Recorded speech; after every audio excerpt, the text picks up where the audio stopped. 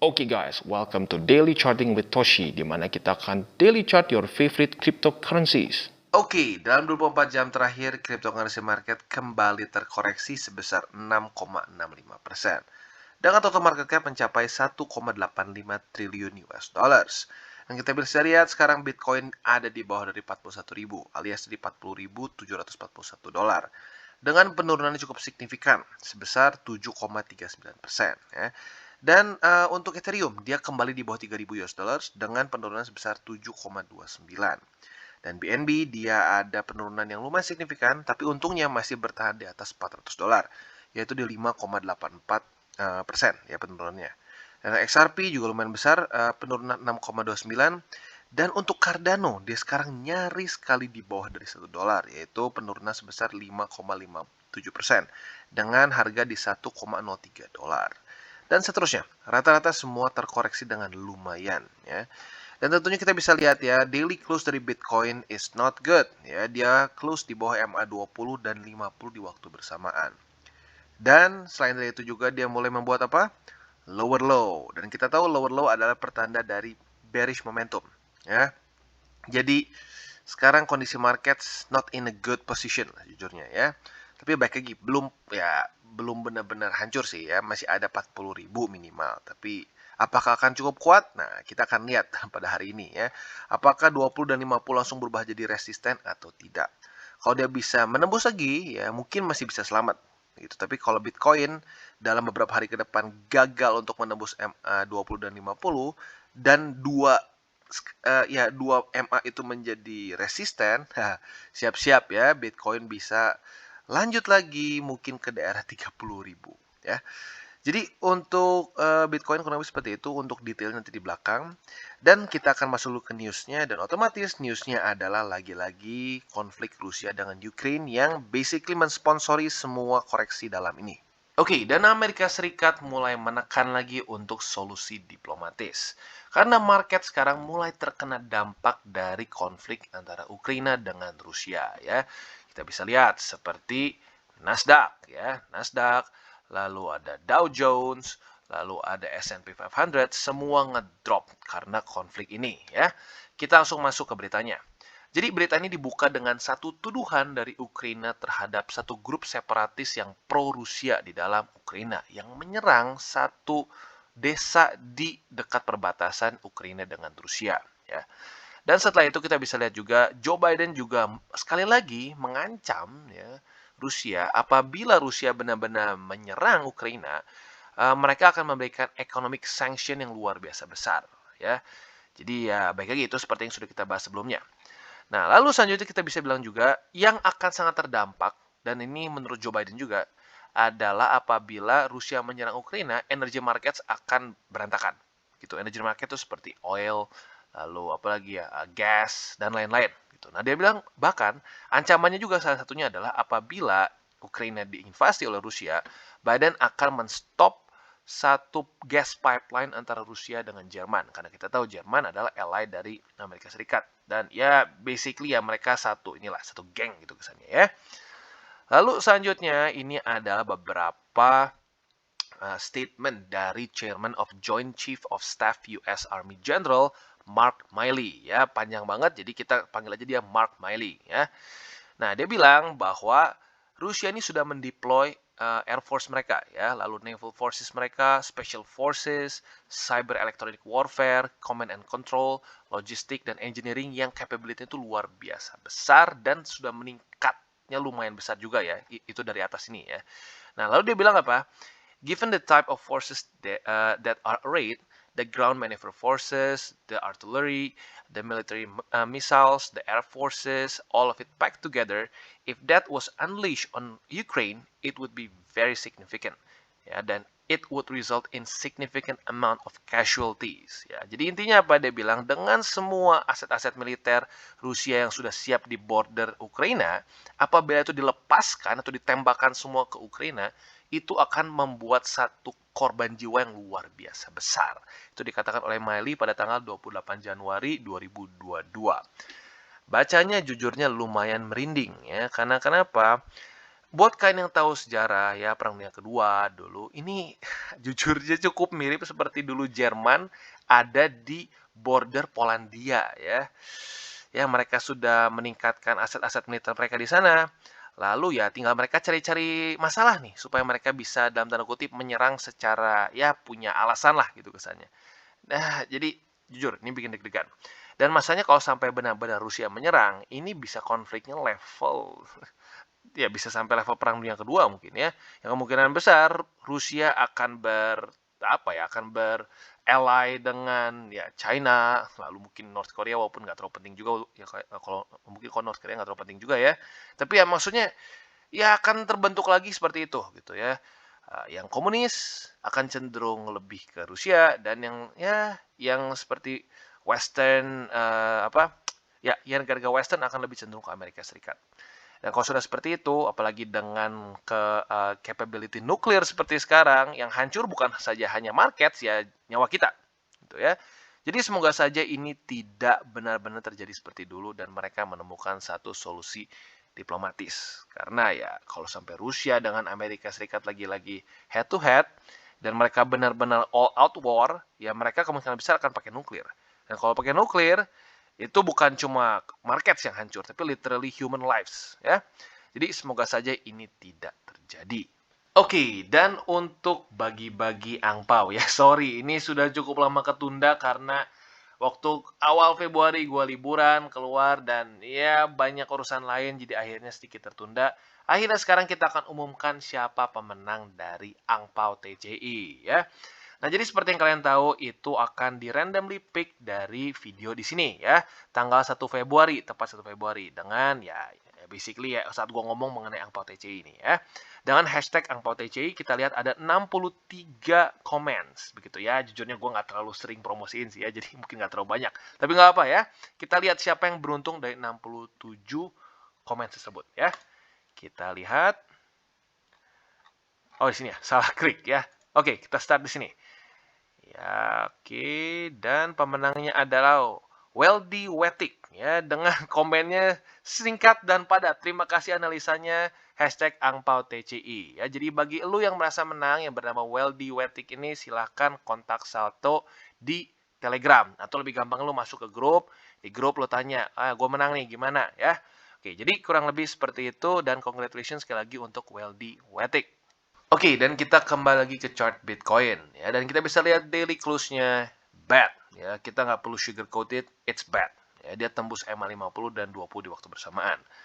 Nah, jadi ya tapi di waktu bersamaan kita mungkin bisa maklum juga karena pada faktanya ini terjadi bukan hanya di cryptocurrency saja, tapi terjadi secara makroekonomik ya di mana Rusia dengan Ukraina ini ya mengkhawatirkan lah gitu kesannya ya. Otomatis dalam kondisi seperti itu orang akan cenderung menutup posisi mereka yang lebih risk on disebutnya ya. Nah, jadi saham saja sudah risk on, apalagi cryptocurrency ya. Nah, jadi untuk Bitcoin sekarang PR terbesar dia adalah apakah dia akan bisa menembus lagi 20 atau 20 dan 50 atau 20-50 berubah menjadi resisten dan dua-duanya jadi tukang pukul. Nah, kalau dua-duanya jadi tukang pukul, ya siap-siap ya. Maksudnya kita harus selalu siap dengan potensi terburuknya adalah kita bisa sampai ke 30.000 ya, alias kita benar-benar mengkomplitkan double ya, moga-moga double bottom ya kalau kita optimis. Kalau kita lebih ya kita lebih pesimis ya double top gitu ya. Lalu selanjutnya juga, tapi sebelum kita ke situ ya pelan-pelan aja kita navigate secara pelan-pelan. Andaikan ya 20 dan 50 gagal, kita tembus lagi dan ini berubah menjadi resisten ya, reject, boom, turun. Nah, berarti yang pertama adalah safety pertama kita atau support pertama kita daerah sini, yaitu di 36.000 US dollars ya. Nah, kenapa ini jadi penting? Karena kalau dia di sini tembus lagi, berarti dia membuat lower low kedua. Ya, kok di sini oke lah, masih rada tipis-tipis. Mungkin ya, orang masih bisa toleransi lah. Nah, tapi kalau udah mulai tembus lagi di sini, nah artinya apa ya? Artinya ini udah mulai masuk ke neckline nih. Jangan-jangan ini malah membuat apa? Head and shoulders. Dan head and shoulders is a bearish ini ya, bearish bukan position ya, bearish pattern ya, bearish pattern. Dimana kalau sampai benar-benar head and shoulders, kemungkinan seperti ini ya. Sini, ini, dan plup nembus lagi ke sini, dan mungkin akan rejectnya di neckline sini di 36.000. Nah, jadi semoga saja dia nggak kena atau nggak tembus daily di bawah 36.920, atau lebih gampang gini deh, jangan close daily di bawah 37.000 gitu. Ya, jadi kurang lebih untuk Bitcoin seperti itu. Dan kalau gua pribadi dalam kondisi seperti ini nggak akan pasang buy limit dulu. Ya, karena kenapa ya? Kita bisa lihat sekarang dalam kondisi yang bikin deg-degan, dan secara makroeconomics pun not looking good. Dan mumpung kita baru mulai ya, gue ingetin sekali lagi, DCWT ini bukanlah bagi-bagi sinyal, itu yang pertama. Dan yang kedua adalah ini bukanlah financial advice. Tujuan gue adalah ini untuk edukasi, dan sekali lagi untuk membiasakan para subscriber gue untuk bisa charting. Oke, dan selanjutnya AVAX. Nah, untuk AVAX kita bisa lihat better, ya, a lot better dibandingkan dengan BTC. Ya, karena ya baik lagi, dia saat waktu tanggal 15 Februari lumayan gak kira-kira ngepamnya ya. Nah, jadi sekarang kita bisa lihat dia masih ada safety dari MA50 di sini ya. Tapi jujurnya gini ya, walaupun kita bisa pasang buy limit di sini, tapi kalau gua pribadi kayaknya gua akan cancel dulu untuk pasang di MA50. Kenapa? Karena ya menurut gua secara makroekonomicsnya dan BTC-nya sedang tidak menentu. Ya. Kalau gua pribadi, gua akan lihat dulu apakah BTC bisa hold 40.000 atau tidak. Tapi baik lagi ya, terserah lo. Boleh aja misalkan lo tetap pasang di MA50 untuk averaging aja, ya boleh-boleh aja sebenarnya ya. Tapi baik lagi, gua bilang dulu secara risiko lebih besar. Dan untuk AVAX basically dia sekarang sedang sebenarnya menuju untuk golden cross. Dan kalau secara pola dia masih terus membuat higher high, higher low, higher high, higher low, dan terus bagus seperti itu ya. Bahkan sampai sekarang pun dia masih technically membuat ya kita belum close daily sih ya. Kita lihat close daily. Kalau ini candle-nya sudah mulai bullish lagi, berarti ini dia membuat higher low lagi ya. Nah, berarti kalau seperti itu momentumnya technically masih bagus. Ya, tapi kita lebih caution-nya karena ke Bitcoin yang kemungkinan masih bisa lanjut turun lagi ya. Dan jadi basically kurang lebih seperti itu. Kalau untuk 4 hourly chart, ya walaupun kalau gua nggak terlalu saranin, tapi ya sekarang kita bisa lihat sih, technically speaking dia menemukan support di daerah MA50. Jadi buat lu yang ya bermain agresif, boleh aja pertimbangkan di sini di MA50 ya. Oke, dan kasusnya berbeda sekali dengan Matic ya. Seperti yang gue sudah bilang beberapa hari lalu ya, atau mungkin udah kayaknya udah seminggu lalu lah gue terus ngomong. AVAX secara TA lebih baik jauh dibandingkan dengan Matic ya. Untuk AVAX dia ya sama ngedrop, tapi dia masih mempertahankan support dia. Untuk Matic kemarin basically dia kembali lagi close di bawah dari MA200 dan 20 yang sebelumnya dia berhasil reclaim pada tanggal 15 Februari. Ya, dan ini tentunya sangat berkorelasi dengan BTC yang ngepam juga di tanggal-tanggal segitu ya. Nah, jadi untuk Matic kalau kita lihat secara momentumnya ya, kemungkinan besar akan cenderung lebih bearish lagi. Jadi ada kemungkinan seperti ini ya, dia reject 200 dan 20 dan mulai turun ke bawah. Nah, yang harus kita lihat adalah apakah dia akan daily close di bawah dari $1,5 ya. Kalau dia mulai daily close di $1.40, $1.30, ya kalau 30 sih udah turun banget ya. Tapi intinya kalau dia udah mulai turun kalau dia udah mulai daily close di bawah dari $1.50, harus siap-siap kemungkinan targetnya akan ke MA50 di weekly yang ada di $1.39 gitu. Jadi lebih baik kita siapin mental kita dulu. Itu dibandingin kita wah kaget tiba-tiba lu kok bisa sampai sini gitu ya. Dan kalau kita bisa lihat juga di weekly-nya lagi-lagi MA20 ya kembali menjadi resisten. Jadi untuk peluang sekarang dalam melihat bentuk dari candles yang sudah terbentuk dalam ya basically berapa minggu ya, 4 lah ya, nyaris 4, itu cenderung bearish ya. Jadi siap-siap ada kemungkinan bisa sampai ke MA50 di weekly untuk Matic. Oke, dan sekarang kita masuk ke Phantom. Untuk Phantom basically cukup mirip seperti Matic, tapi kita bisa lihat lebih menyedihkan lagi untuk Phantom ya. Dia dengan sangat jelas ditampar atau dipukul oleh MA20 di sini ya. Dia reject kemarin dan langsung tembus lagi $1.95. Jadi basically ngepam kemarin waktu Valentine seperti terbuang saja ya. Walaupun daily closing technically nggak membuat lower low, tapi sangat tipis. Jadi ya sama aja lah secara momentum cenderung bearish ya. Plus dibantu lagi dengan apa di sini? Lihat ya, high-nya semakin rendah, alias dia membuat lower high, dan lower high. Seperti yang kita sudah ngomong berkali-kali sampai berbusa nih ya mengenai higher high, lower low. Apabila satu aset terus-terusan membuat lower high, dan lower high, ya itu mau nggak mau akan lebih cenderung bearish ya. Jadi ada kemungkinan Phantom akan reject di daerah $1.95 dan mulai kena MA 200 gitu. Nah, mungkin yang menjadi pertanyaan adalah, "Bang, gimana nih? Apakah gua tetap averaging atau enggak?" Jadi gini, tergantung kita masing-masing ya. Andaikan toleransi resiko lebih besar dan duit lu bener-bener dingin ya averaging sih ya nggak apa-apa aja menurut gua ya. Karena baik lagi kita belum tahu, mungkin saja ini ya krisis Rusia bisa cepat selesai gitu ya. Akhirnya mungkin terjadi satu solusi diplomatis dan ya bisa lanjut lagi ke atas. Udah gitu lu akan menyesal karena lu nggak averaging gitu. Tapi di waktu bersamaan bisa saja ini malah alot dan sampai benar-benar terjadi konflik ya. Ini akan terjun payung gitu ya. BTC kemungkinan besar bisa sampai 30.000. Bahkan kalau sampai kita ya seperti yang sudah gue bahas di skenario terburuk untuk cryptocurrency market itu bisa sampai menuju ke MA 200 di weekly.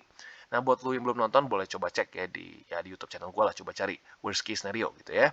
Jadi untuk yang mau averaging di MA 200 boleh nggak? Boleh. Tapi gini, saran gue ya. Saran gue jangan terlalu besar. Alias apa? Andaikan gini ya. Contoh aja.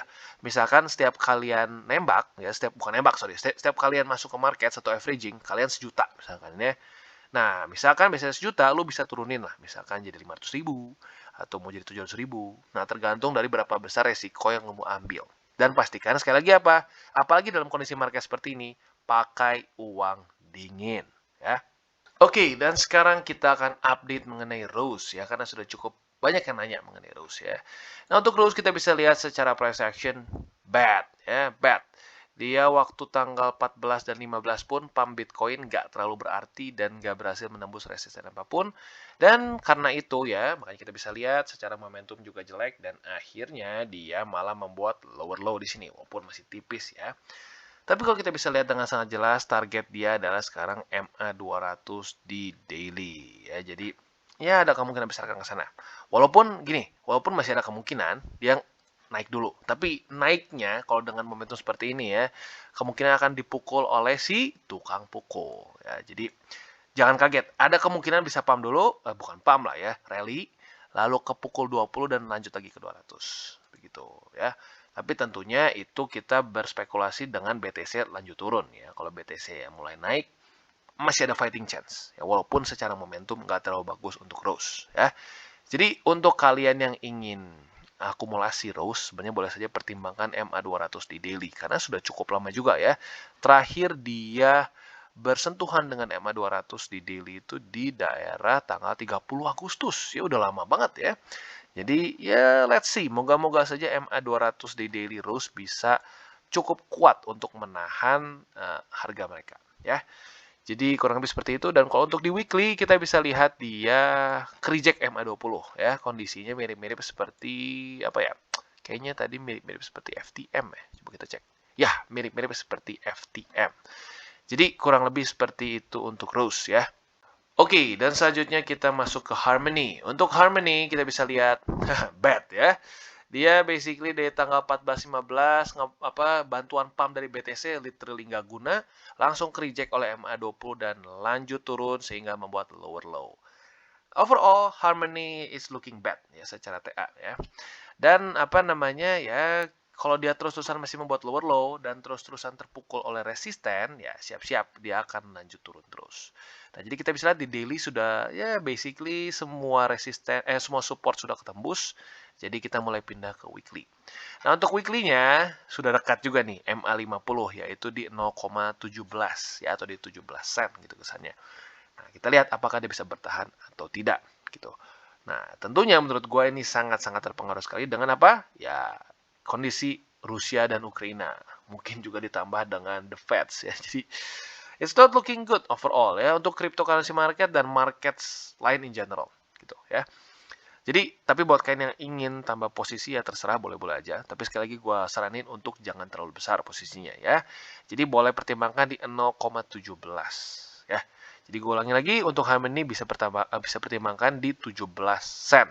Oke, dan selanjutnya Gala. Untuk Gala not bad ya. Gala minimal masih mempertahankan MA50-nya di daily. Ini kondisinya sedikit mirip seperti BTC kemarin-kemarin ya. Nah, jadi boleh nggak buat averaging di sini? Boleh aja sih technically ya, tapi harus siap dengan potensi turunnya lagi ya. Karena ya BTC-nya secara TA-nya nggak terlalu bagus gitu ya. Tapi buat kalian yang ingin pertimbangkan di situ ya boleh-boleh aja. Ya. Nah, overall untuk Gala kita bisa lihat di weekly-nya dia datanya masih minimal ya masih minim gitu. Jadi ya kalau yang kita bisa lihat sekarang dia masih reject oleh MA20 di weekly-nya. Jadi ya overall sebenarnya not looking extremely bullish juga, tapi dibandingkan dengan beberapa alts lain not bad gitu ya. Nah, sekarang kita bahas beberapa potensi terbaik dan terburuknya.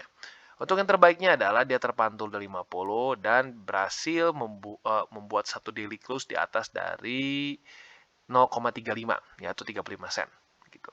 Nah, itu penting kenapa? Karena kalau dia sampai bisa tembus daily di atas itu ya atau close daily di atas itu, berarti ini masih menunjukkan momentum yang cukup baik dari Gala ya, alias dia masih bisa lanjut ke atas. Tapi kalau dia sudah mulai tembus 50 dan 20 ya, apalagi juga sekalian tembus juga 0,28, siap-siap, ada kemungkinan besar dia akan kembali lagi masuk ke price range di sini, yaitu di 0,18 gitu. Jadi ya bisa dibilang Gala juga walaupun not bad secara TA-nya, tapi dalam masa-masa yang sedikit kritis juga nih. Karena kalau sudah tembus itu semua, menurut gue bisa dengan gampang balik lagi ke daerah sini ya, karena ya sudah aja nggak ada lagi support di bawah situ ya. Di weekly juga MA50-nya belum keluar ya, jadi datanya belum cukup gitu ya. Jadi untuk Gala kurang lebih seperti itu, dan basically overall proceed with caution dalam kondisi market seperti ini ya. Oke guys, sekian dari segmen Daily Charting with Toshi. Apabila segmen ini bermanfaat, boleh share dengan teman-teman dan jangan lupa untuk like, subscribe, klik the bell icon, dan see you on the next videos.